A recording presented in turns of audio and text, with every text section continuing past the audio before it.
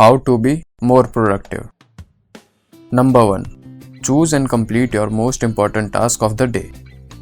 ऐसा कई लोगों के साथ होता है कि वो पूरा दिन बस फालतू का काम करने में लगा देते हैं और अपने मोस्ट इम्पॉर्टेंट टास्क को अगले दिन पर टाल देते हैं। इसलिए अपनी टू डू लिस्ट बनाने के बाद अपने दिन के लिए एक दो मोस्ट इम्पॉर्टेंट टास्क जरूर चुनें जिसे आप उस दिन सबसे पहले ख़त्म करेंगे। मोस्ट इम्पॉर्टेंट टास्क उस काम को चुनें जिसे करने के बाद आपको आपका दिन सफल लगे, या कोई ऐसा काम जिससे आपके दिन का सबसे ज़्यादा रिजल्ट निकलेगा। फॉर एग्ज़ाम्पल, अगर मेरी टू डू लिस्ट में ये सब काम है, जैसे कि एल्गोरिदम के 2 लेक्चर्स देखना, वीडियो के लिए स्क्रिप्ट लिखना, ऑडियो एडिट करना, ईमेल्स और मैसेजेस का रिप्लाई देना, बाहर से कुछ सामान लेकर आना, 2 असाइनमेंट्स कंप्लीट करना, आधा घंटा बुक रीड करना, तो इन सब काम में से मेरे लिए most important task audio edit करना और स्क्रिप्ट बनाना होगा, और इन्हीं काम को मैं सबसे पहले ख़त्म करूँगा। ऐसे मोस्ट इम्पॉर्टेंट टास्क को सबसे पहले ख़त्म कर लेने से आप में कॉन्फिडेंस भी आएगा और दूसरे काम को ख़त्म करने के लिए भी आप टूट पड़ेंगे। Number 2. Batch similar task. Batching मतलब सिमिलर टास्क के लिए एक स्पेसिफिक टाइम स्लॉट बनाना और उन्हें उसमें कंप्लीट करना।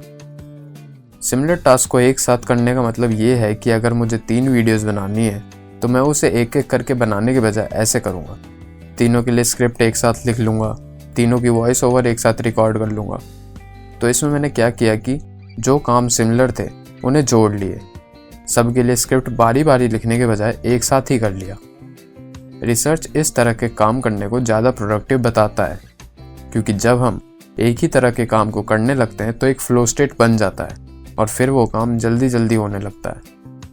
और इसके उलट अगर हम बार बार अलग अलग तरीके के काम पर बार बार जंप करेंगे तो हमारे ब्रेन को दूसरे काम को कैचअप करने में टाइम लगेगा और कंसंट्रेशन कम होगा, जिससे ज़्यादा टाइम लगेगा और प्रोडक्टिविटी घटेगी। तो आप भी सिमिलर काम को एक साथ ही करें।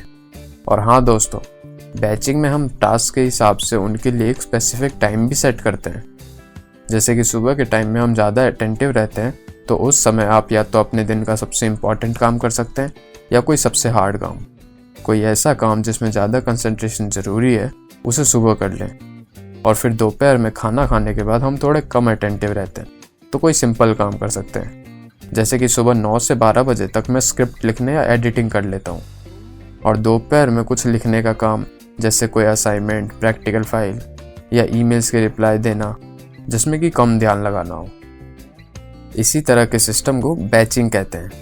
इसमें सिमिलर टास्क को जोड़कर अपने मूड के हिसाब से स्पेसिफिक टाइम स्लॉट में करते हैं। चलो अगली टेक्निक देखते हैं। Number 3. Break down big task. अगर आपको कह दिया जाए कि आपको 2 महीने में 600 फिजिक्स के सवाल करने हैं, तो ये आपको भी देखने में बहुत बड़ा काम लगेगा। और इसी को अगर ऐसे कहा जाए कि आपको एक दिन में 10 सवाल करने हैं, तो ये आसान लगेगा। बात है दोनों सेम ही। रिसर्च ने भी ये कहा है कि जब किसी इंसान को बड़ा काम करने को देते हैं तो वो पहले से ही थका हुआ फील करने लगता है और उसे वो करना मुश्किल लगता है, जिसके कारण प्रोडक्टिविटी घटती है। तो आपको क्या करना है कि कोई भी काम जो थोड़ा भी बड़ा हो उसके हिस्से कर लेने हैं। जैसे कि पहले भी मैंने बताया कि मैं एक वीडियो को छोटे छोटे काम में बांट लेता हूँ। स्क्रिप्ट लिखना, ऑडियो रिकॉर्ड करना, वीडियो बनाना, एडिट करना, यही सब। और फिर सिर्फ एक बार में एक ही काम पर फोकस करना है, दूसरे की सोचनी ही नहीं। इससे वो काम आसान लगता है और जल्दी हो जाता है। तो चलो अब देखते हैं कि कैसे इन काम को सबसे बढ़िया तरीके से कर सकते हैं। नंबर 4. Pomodoro technique. हो सकता है कि आपने ये पहले भी कहीं देखा या सुना हो, और क्यों नहीं, ये है ही इतना यूजफुल और फेमस। तो पोमोडोरो टेक्निक ऐसे काम करती है। सबसे पहले डिसाइड कर लो कि आपको क्या करना है। अब 25 मिनट का टाइमर सेट करो और काम करना शुरू कर दो। 25 मिनट बाद जब बजर बजे तो रुक जाओ और 5 मिनट का ब्रेक ले लो। उसके बाद फिर से 25 मिनट का टाइम सेट कर दो और काम पर लग जाओ।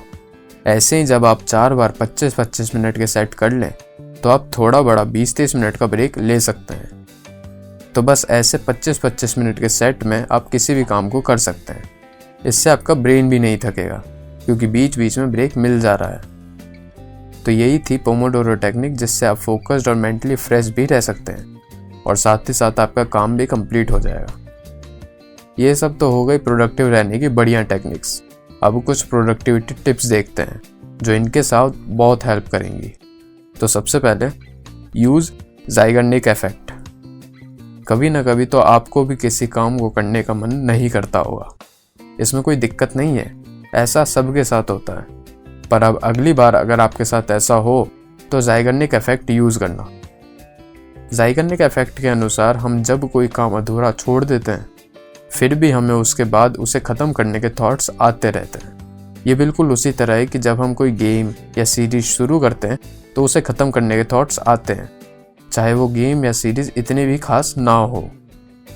तो अगली बार जब आपको किसी काम को करने का मन ना हो तो क्या करना है कि बस उस काम को शुरू कर दें। अब उसके बाद अगर आप उसे आधा छोड़कर कुछ और भी करने लगते हैं तब भी वो जब तक ख़त्म नहीं हो जाता आपको उसके थॉट्स आते रहेंगे। तो अगर कुछ नहीं भी करना हो तब भी उसको शुरू कर दें, इसको ट्राई करके ज़रूर देखें। तो अगली टिप है सिंगल टास्किंग।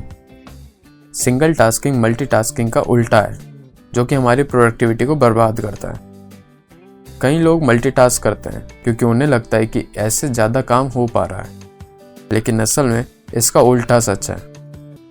ह्यूमन ब्रेन एक समय पर एक ही कॉम्प्लेक्स काम पर कंसंट्रेट कर सकता है, और तो और मल्टीटास्क से हमारे क्वालिटी ऑफ वर्क भी कम होता है। और जैसे कि सिंगल टास्क नाम है, इसमें हमें एक ही काम पर 100% फोकस करना है। अपने डिस्ट्रैक्शंस को कम कर दें, फ़ोन को बंद कर दें और अपने आप को एक शांत वर्क प्लेस दें काम को ख़त्म करने के लिए। तो यही थे कुछ मस्त टेक्निक जो आपको प्रोडक्टिव रहने में मदद करेंगी। चलो एक बार वीडियो की समरी देख लेते हैं। तो हमने आज मोस्ट इम्पॉर्टेंट टास्क की बात की। हमें अपने टू डू लिस्ट में से 2-3 मोस्ट इम्पॉर्टेंट टास्क चुन लेने हैं और उन्हें सुबह सुबह ही ख़त्म कर देना है। फिर हमने बैचिंग देखा जिसमें सिमिलर टास्क के लिए एक स्पेसिफिक टाइम स्लॉट चुनना है और उन्हें उसमें करना है। फिर हमने देखा कि कैसे बड़े बड़े काम को छोटे छोटे स्टेप्स में ब्रेक डाउन करने से प्रोडक्टिविटी बढ़ती है, और फिर उन सब को पोमोडोरो टेक्निक से कंप्लीट करना है। हमने इसके अलावा ज़ाइगर्निक इफेक्ट भी देखा और सीखा कि सिर्फ किसी काम को शुरू करना उसको ख़त्म करने में कितना बड़ा स्टेप है। ये सब करने में हमें ध्यान रखना है कि हम एक समय पर एक ही काम करें और काम के वक्त अपनी डिस्ट्रैक्शंस दूर रखें। तो यही थे प्रोडक्टिव रहने के लिए कुछ बेहतरीन तरीके। आपको ये वीडियो कैसी लगी हमें कमेंट करके ज़रूर बताएं। और हाँ दोस्तों, अगर आपको फोकस्ड रहने के लिए 10 पावरफुल तरीके चाहिए तो हमारी हाउ टू फोकस्ड वाली वीडियो ज़रूर देखें। वीडियो का लिंक आई बटन और डिस्क्रिप्शन में है। If you enjoyed this video, give it a thumbs up and share it with your friends so we can keep making them. For more videos like this, hit the subscribe button and remember to click on the notification bell. Also be sure to check out our other videos as well. देखने के लिए धन्यवाद।